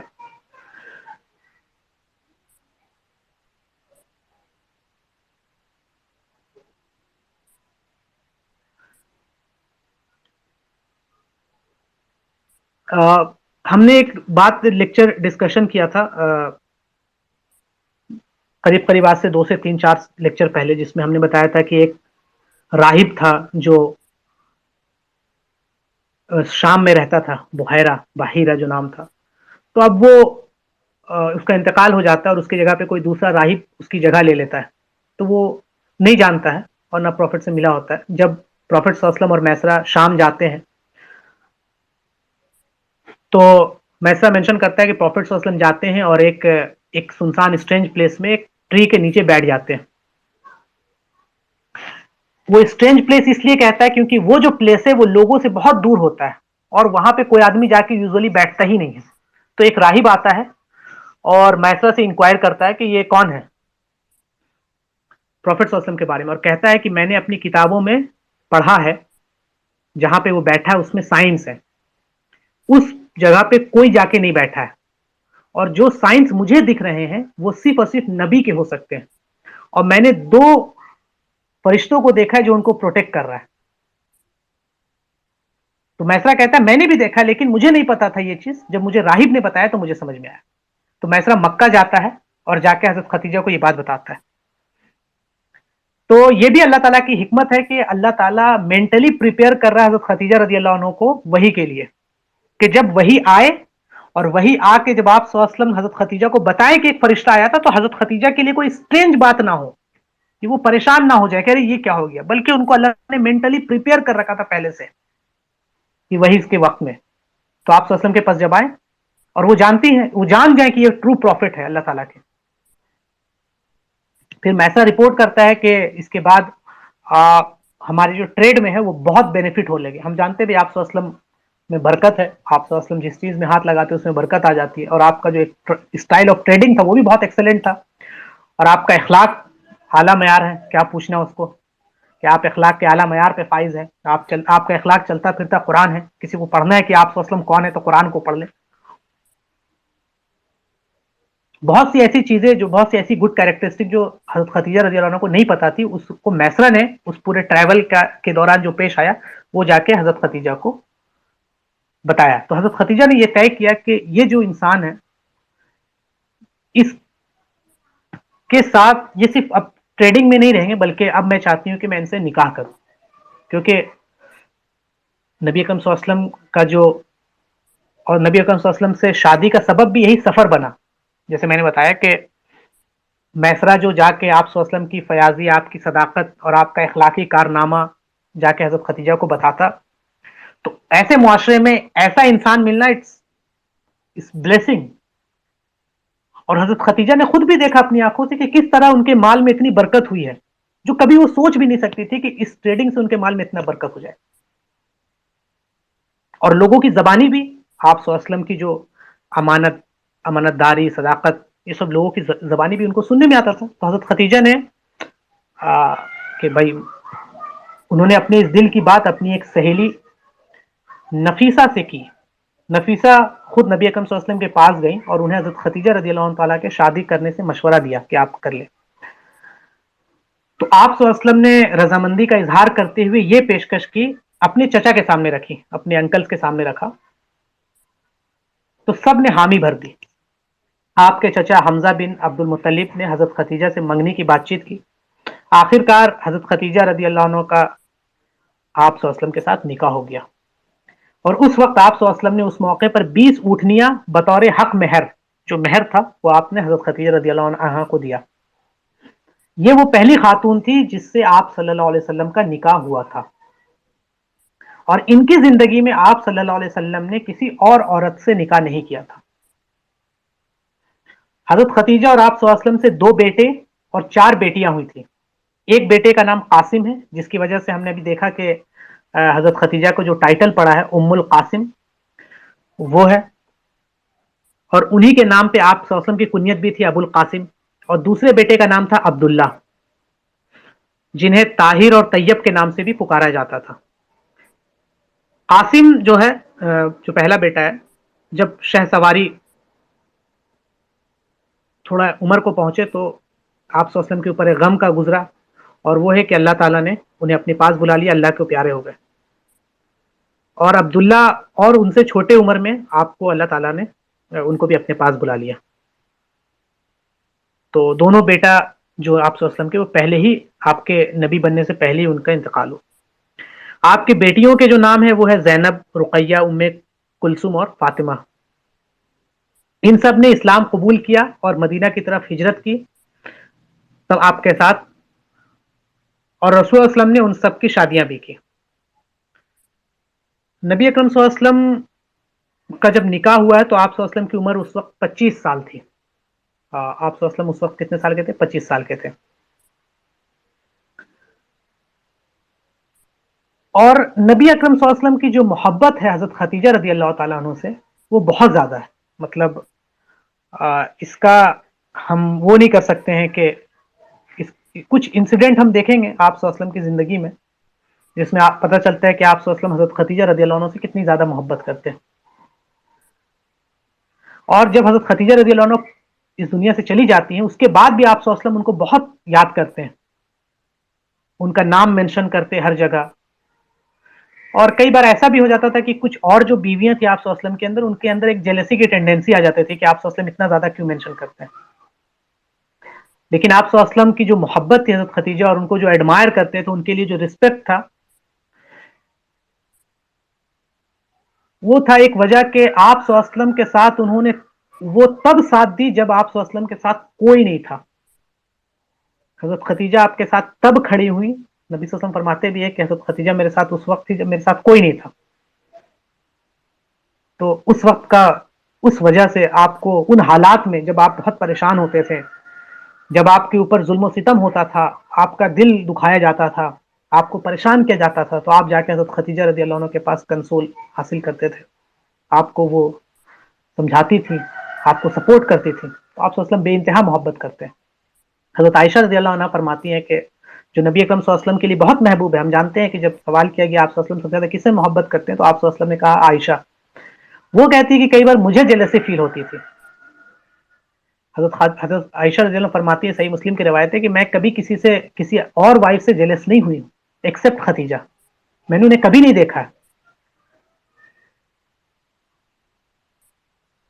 اور آپ صلی اللہ علیہ وسلم جب قربانی بھی کرتے تھے، شپ سلاٹر کرتے تھے، تو حضرت خدیجہ کے فرینڈز کے گھر میں بھیجانا نہیں بھولتے تھے. وہ ہمیشہ یاد رکھتے تھے. کبھی کوئی یہ آ جائے تو ایک بار کا واقعہ ہے، بیان کرتی ہیں کہ میں غصہ ہو گئی. حضرت عائشہ فرماتی ہیں حضرت خدیجہ کے جیلسی کی وجہ سے. تو آپ صلی اللہ علیہ وسلم نے فرمایا I have been given by Allah her love. مجھے اللہ کی طرف سے اس کی محبت ملی تھی. ایک بار آپ صلی اللہ علیہ وسلم حضرت خدیجہ کے بارے میں مینشن کر رہے تھے تو حضرت عائشہ اپسیٹ ہو گئی. تو آپ صلی اللہ علیہ وسلم کہتے ہیں کہ یہ اللہ کی طرف سے مجھے جو محبت ملی ہے اس میں میرا کنٹرول نہیں ہے. یہ کچھ ایسی چیز ہے جس پہ میرا کنٹرول نہیں ہے. یہ اللہ کی طرف سے محبت ہے جو ڈالی گئی ہے حضرت خدیجہ کے لیے میرے دل میں. ایک اور نیریشن ہے، امام احمد اور ترمذی نے بھی نقل کیا، حضرت عائشہ رضی اللہ عنہا فرماتی ہے کہ نبی اکرم صلی اللہ علیہ وسلم کوئی ایسا وقت نہیں گزرتا تھا، کئی بار ایسا ہے کہ وہ گھر سے نکلتے اور حضرت خدیجہ کو بغیر پریز کیے ہوئے، بغیر ان کی تعریف کیے. بہت امیزنگ، یہ امیزنگ ہے. مطلب آپ امید نہیں کر سکتے کہ آپ صلی اللہ علیہ وسلم کتنا زیادہ کو کرتے تھے. تو ایک بار کی بات ہے کہ حضرت عائشہ فرما رہی ہے کہ ایک بار ہوا کیا کہ آپ صلی اللہ علیہ وسلم کو پریز کر رہے تھے، اور جیلسی میں نے یہ کہہ دیا کہ کیا وہ آپ سے ایلڈر وومن نہیں تھی، مطلب آپ سے بڑی نہیں تھی، اور اللہ نے مجھے ریپلیس کر دیا ہے جو بیٹر ہے. تو آپ صلی اللہ علیہ وسلم غصہ ہو گیا اور آپ نے فرمایا کہ نہیں، اللہ کی قسم، اللہ نے ریپلیس نہیں کیا ہے کسی بیٹر سے. مطلب حضرت خدیجہ سے بیٹر کوئی نہیں ہو سکتا ہے. اس نے میرا ساتھ تب دیا جب میرے اپنے لوگوں نے مجھے ریجیکٹ کیا، تب اس نے مجھ پر یقین کیا. جب میرے لوگوں نے مجھے ڈینائی کیا تو اس نے مجھے کمفرٹیبل دی، اور اللہ نے مجھے اس سے بچے دیے. تو نبی اکرم صلی اللہ علیہ وسلم غصہ ہو گئے اور وہ حضرت خدیجہ کے بارے میں کچھ نہیں سننا چاہتے تھے. تو یہ بھی بتاتا ہے کہ پرسنالٹی آپ صلی اللہ علیہ وسلم کا، ان کی لائلٹی اپنے لوگوں کے لیے. اور جب حضرت خدیجہ رضی اللہ عنہ کا انتقال ہوتا ہے جس سال، تو اس سال کو غم کا سال کہا جاتا ہے. مطلب آپ کے اوپر وہ جو غم کا سال گزرا ہے.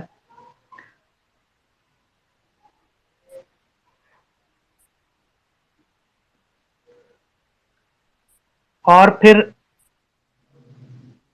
حضرت خدیجہ کے تعلق سے کہ جس سال آپ کا انتقال ہوا تو کچھ لوگ جو اپورچونسٹ لوگ تھے، انہوں نے اس ایڈوانٹیج لینے کی کوشش کی کہ جب کوئی انسان گزر جاتا ہے تو ان کے ریلیشن شپ ختم ہو جاتے ہیں. تو نبی اکرم صلی اللہ علیہ وسلم ہمیشہ اپنے جو پرانے دوست ہیں، پرانے ریلیٹیوز ہیں، ان سب کو ہمیشہ یاد رکھتے ہیں.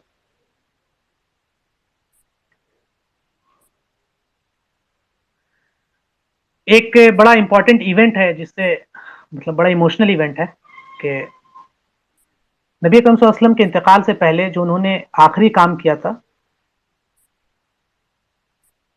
بیٹل آف احد میں ان کے ایک دوست جو شہید ہوئے تھے، تو ان کے قبر پہ جاتے ہیں.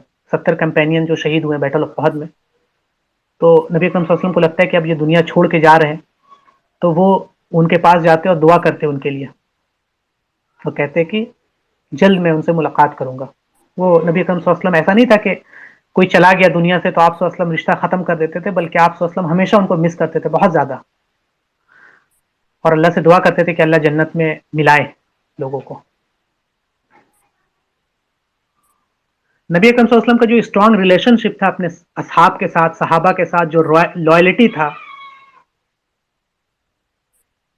اور اپنی بیوی حضرت خدیجہ کے تعلق سے کہ جب جب مومنٹ میں ضرورت پڑا، ڈیفیکلٹی میں، وہ آپ صلی اللہ علیہ وسلم کے ساتھ ہمیشہ کھڑی ہوئی. آپ صلی اللہ علیہ وسلم اس کو کبھی بھولے نہیں، ان معاملات کو. وہ ہمیشہ دعا کرتے تھے، نام لے کے مینشن کرتے تھے حضرت خدیجہ کے تعلق سے.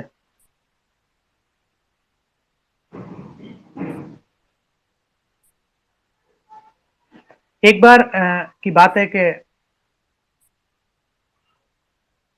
جب حضرت خدیجہ تھیں، جبریل علیہ السلام آتے ہیں اور آپ صلی اللہ علیہ وسلم کو فرماتے ہیں کہ خدیجہ آ رہی ہیں اور وہ تمہارے لیے کچھ کھانا لے کے آ رہی ہیں، تو جب وہ آئیں تو ان سے کہنا کہ اللہ نے سلام بھیجا ان کو، اور ان کو بتانا کہ میں نے سلام دیا ہے. تو یہ اسٹیٹس، اسپیشل اسٹیٹس حضرت خدیجہ رضی اللہ عنہا کا ہے کہ اللہ تعالیٰ جبریل امین کو بھیج رہا ہے اور یہ کہہ رہا ہے کہ خدیجہ کو کہہ دینا کہ سلام بھیجا اللہ نے تم پر. اور جبریل علیہ السلام اپنے سے بھی ایڈ کر رہے ہیں کہ میرا بھی سلام ہے، کہ میں بھی سلام بھیجا ہوں، اور ان کو جنت کی خوشخبریاں سنا دیجیے گا کہ اللہ نے ان کو جنت میں اعلیٰ مقام دیا. تو یہ نبی اکرم صلی اللہ علیہ وسلم اور مقام اور مرتبہ حضرت خدیجہ رضی اللہ عنہ کا ہے. اور خدیجہ رضی اللہ عنہ کے تعلق سے ہے کہ وہ گریٹ وومن میں سے ہے، 4 گریٹسٹ وومن میں جو اس دنیا میں ابھی تک رہی ہیں. نبی اکرم صلی اللہ علیہ وسلم فرماتے ہیں 4 عورتیں ہیں جو گریٹسٹ ہے جو اس دنیا میں ہے. اس میں مریم بنت عمران، حضرت مریم علیہ السلام جو حضرت عیسیٰ علیہ السلام کی ماں ہے، حضرت خدیجہ رضی اللہ تعالیٰ عنہ، فاطمہ بنت محمد نبی اکرم صلی اللہ علیہ وسلم کی بیٹی ہے، اور حضرت عائشہ، نہیں سوری، حضرت آسیہ جو فرعون کی بیوی ہے۔ ان 4 کے بارے میں ہے کہ یہ 4 گریٹسٹ وومن ہیں جو اس دنیا میں تھی۔ تو سیکنڈ کون اس میں؟ حضرت ختیجہ، گریٹسٹ وومن۔ نمبر 3 کون ہے؟ حضرت فاطمہ۔ نمبر 4 کون ہے؟ حضرت آسیہ۔ ان چاروں کا نبی سے تعلق رہا ہے۔ 2 جو ہے، ایک حضرت ختیجہ، یہ حضرت مریم، یہ حضرت عیسیٰ علیہ السلام کی ماں ہے، مدر ہے، اور حضرت آسیہ جنہوں نے حضرت موسیٰ علیہ السلام کو پالا پوسا ہے، اور حضرت ختیجہ جو نبی اکرم صلی اللہ علیہ وسلم کی بیوی ہے، اور حضرت فاطمہ جو نبی اکرم صلی اللہ علیہ وسلم کی بیٹی ہے۔ اب دیکھیں انشاءاللہ اگلے دور میں، کیونکہ کچھ سوال اس میں اورینٹلسٹ جو اسلام دشمن ہے وہ کچھ سوال اسلام کی طرف کرتے ہیں، نبی اکرم صلی اللہ علیہ وسلم کے اوپر، ان کے کیریکٹر کے اوپر کچھ سوال اٹھاتے ہیں، اور جیسا کہ ہم جانتے ہیں کہ نبی صلی اللہ علیہ وسلم جب 25 سال کی عمر میں پہنچے، اور نبی صلی اللہ علیہ وسلم اپنے سب کو معلوم ہے کہ نبی صلی اللہ علیہ وسلم پاک دام اس معاشرے میں جو معاشرہ کرپٹ معاشرہ ہے،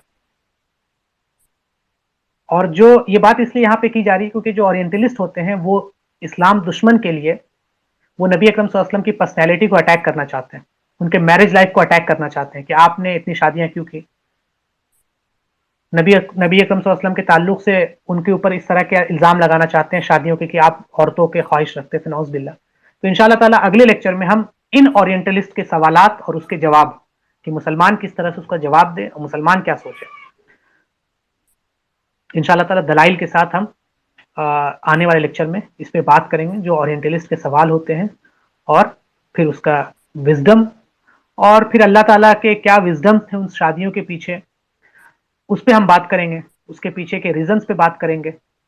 تو اگلا لیکچر انشاءاللہ ہمارا اورینٹلسٹ کے جو سوالات ہیں اور اس کے جو جواب ہیں، ایک مسلم کا رسپانس کیا ہونا چاہیے، اور ہم مسلمان کو اس تعلق سے کیا جواب دیں اور کافر کو کس تعلق سے کیا جواب دیں۔ تو آج کا جو ہمارا لیکچر ہے وہ یہیں پہ ختم ہوتا ہے۔ اللہ تعالیٰ سے دعا ہے اللہ تعالیٰ ہم تمام لوگوں کو کہنے سننے سے زیادہ عمل کی توفیق دیں۔ اللہ تعالیٰ ہم تمام کے دلوں میں آپ صلی اللہ علیہ وسلم کی محبت، آپ کے اہل بیت کی محبت ہمارے دلوں میں ڈال دے۔ جب تک زندہ رکھ، ایمان اور عمل کے ساتھ زندہ رکھ، جب خاتمہ ہو تو ایمان پر خاتمہ ہو۔ آپ صلی اللہ علیہ وسلم ہم تمام لوگوں کو سیرت کو پڑھنے، پڑھانے، سمجھنے، سمجھانے اور اس پر عمل کرنے، اور پوری دنیا پر آپ صلی اللہ علیہ وسلم کا لایا ہوا دین کو نافذ کرنے کے لیے ہمیں توفیق دے۔ السلام علیکم ورحمۃ اللہ وبرکاتہ۔